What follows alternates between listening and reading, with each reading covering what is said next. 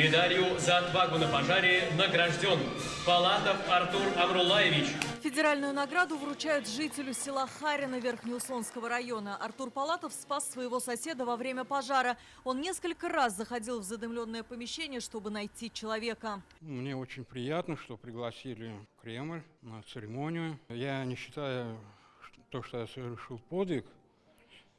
На моем месте каждый поступил бы точно так.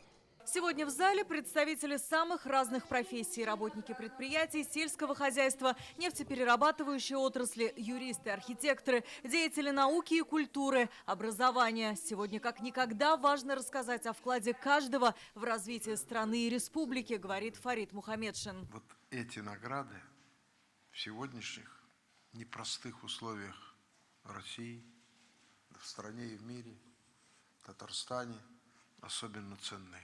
Каждому поколению нужны люди, такие как вы, инициативные, небезразличные, профессионально подготовленные, каждый в своей сфере. И, к счастью, нашей республики таковых у нас немало. Врач Егоров Роман Анатольевич. И это действительно так. В Казанскую железнодорожную больницу сегодня увезут сразу 3 награды – медали Луки Крымского. Наши казанские врачи еще в самом начале пандемии были направлены в Москву в ковидный госпиталь. Вспоминают, тогда на одного специалиста приходилось 35 пациентов. Мы, врачи и вообще медицинский персонал, это и медсестры, и санитарки, мы не работаем для наград, ради наград. И тогда, когда мы выполняли свой профессиональный долг, мы об этом не думали. Заслуженным врачом России сегодня стал Рустем Хамитов. Заведующий кафедрой медуниверситета клятву Гиппократа дал 36 лет назад. В пандемию проводил онлайн-консультации врачей, разрабатывал новые методы лечения ковида, спас тысячи жизней. Пациентов стало меньше, но они есть, и, как можно понимать, мне показывают самых тяжелых пациентов, и я каждый раз переживаю вместе с ними за их судьбу. Камалетдинов Радик Раилович.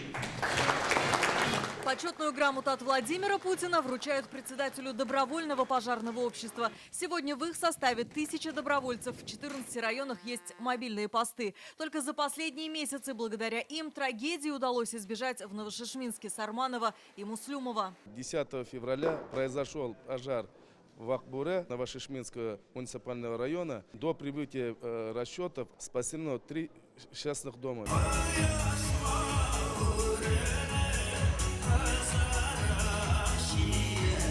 Медалью ордена за заслуги перед республикой наградили народного артиста Татарстана Габдульфата Сафина. На сцене он 35 лет.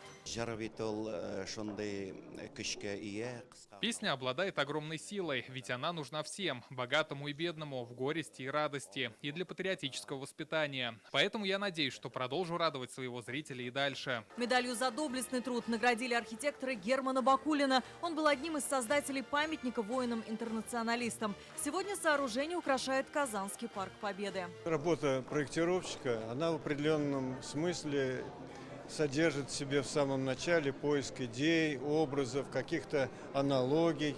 И, конечно, эта работа творческая, она требует полной отдачи. Медалью «100 лет образования ТАССР» наградили водителя грузовика Айрата Галяхметова и Суфию Хайбрахманову, которая больше 30 лет трудится в сфере народных промыслов. Гордость за нашу республику, за нашу Россию. Спасибо, что уважает рабочих, простых, можно сказать, шоферов. Это, во-первых, надо любить. А потом, знаете, сейчас молодежь особо не хочет заниматься этим. Но я думаю, все равно вот мы сейчас ходим по экспедициям, по районам. Это чувствуется, какое-то изменение есть. Многие же просят мастер-классы. Государственные награды получили 46 татарстанцев, из них 11 федеральные. Алия Хайрудинова, Рамзиль Гарипов, ТНВ, Казань.